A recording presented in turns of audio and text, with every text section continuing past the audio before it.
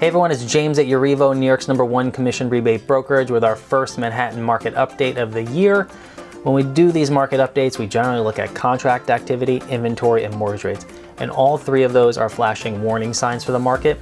If you go back to the fall, it was all systems go. We had higher contract activity, lower supply, and lower mortgage rates. All three of those are changing, or at least they have so far in January. When we look at contract activity, we were flat year over year. If you go back to the fall, we were seeing 20 to 30% increases. So that sounds really bad, but as we told you then, the strength in the fall was primarily a function of very easy comparisons. Late 2023 was very weak, so even decent numbers in 2024 looked really good in comparison.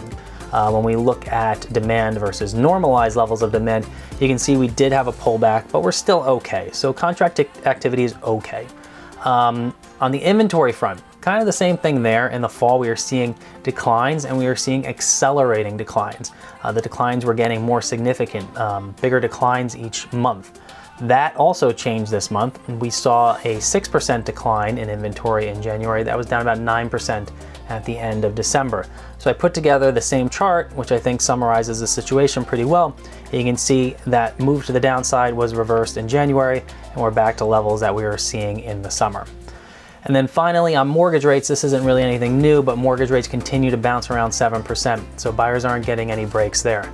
So if we were to see inventory, as long as inventory stays down, I think things are generally fine. But if we start to see sellers putting their apartments on the market, getting some of that pent-up supply released on the market, that's when we could get a 1-2 punch where we have lower affordability, so lower demand and more supply. Obviously, that's going to result in lower prices.